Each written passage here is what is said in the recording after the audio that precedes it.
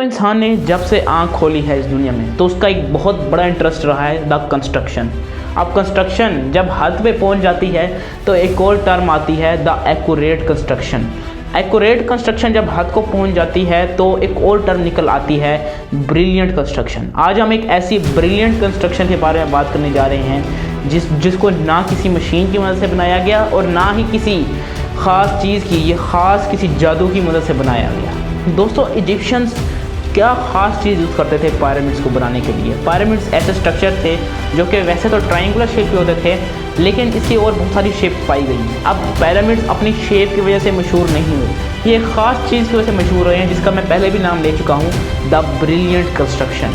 ये इतने brilliant constructed थे, इतनी ब्रिलियंस के साथ इसको कंस्ट्रक्ट किया गया था कि ये एक्यूरेसी के साथ जो है ये नॉर्थ की तरफ फेस करते थे। और इनका जो एरर था, यानी कि जो ट्रू नॉर्थ से जो इनका फासला था एक्यूरेसी का, वो सिर्फ 0.05 डिग्रीज था, जो कि करना पुराने ज़माने में तो इम्पॉसिबल लगता है। आज की बात भी करें तो बहुत ज़्यादा मशीन और बहुत ज़्यादा टेक्निक का इस्तेमाल करके एक्यूरेट बिल्डिंग्स बनाई जाती हैं, लेकिन वो भी इतनी एक्यूरेट नहीं होती जितनी इन्होंने बना दी। ये क्या ख़ास चीज़ है, चलिए जानते हैं।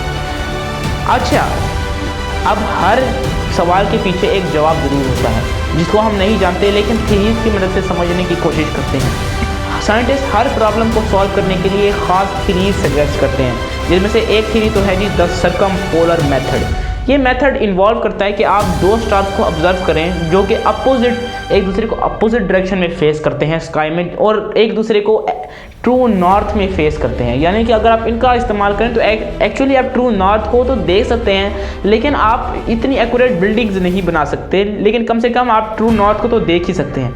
इनके दो नाम रखे गए हैं, the Kochab and the Mizar, और ये दो कॉन्स्टलेशंस के पार्ट हैं, Ursa Minor and Ursa major.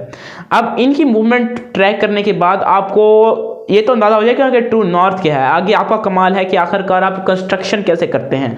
Egyptian जब ये पिरामिड्स बनाते थे तो जब उनका पिरामिड एक ख़ास पॉइंट तक पहुंच जाता था आसमान में, जो कि उनका हाईएस्ट पॉइंट होता था, जिसे हम मेरिडियन ट्रांजिट भी कहते थे, उस पॉइंट पे ये दो स्टार्स हैं, ये एक दूसरे से बिल्कुल अलाइन होते हुए नज़र आते थे, जो कि बिल्कुल ट्रू नॉर्थ को फेस करते थे।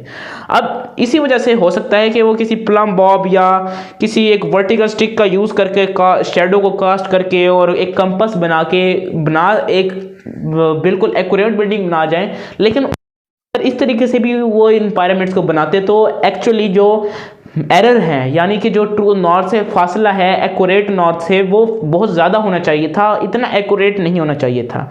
लेकिन आखिरकार उन्होंने इस मेथड को यूज़ कैसे किया कि वो इतना एक्यूरेट है, ये इनके लिए इतना इंपॉर्टेंट क्यों था कि आखिरकार वो ट्रू नॉर्थ पे फेस करते। दोस्तों इजिप्शियंस का मानना था कि जो उनके फरोआज हैं तो वो मरने के बाद खुदा बन जाते हैं और वो उड़ते हुए एक जगह से आते हैं जो कि एक्चुअली ट्रू नॉर्थ से आते हैं, जिसकी वजह से उन जो पिरामिड्स की जो एग्जैक्ट जगह है, एग्जैक्ट डायरेक्शन है, वो ट्रू नॉर्थ बनाई जाती है ताकि वो गॉड्स आराम से आ सकते हैं। खैर ये एक थ्योरी है।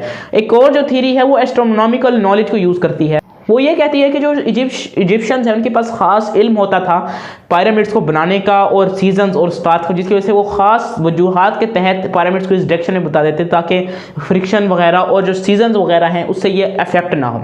आज के लिए इतना ही। आपको क्या लगता है कि आखिरकार इजिप्शियंस ने ऐसा क्यों किया और वो इतने एक्यूरेट बिल्डिंग्स कैसे बना पाए? Let us know in the comments. अगली वीडियो मिलेंगे, तब तक के लिए गुड बाय।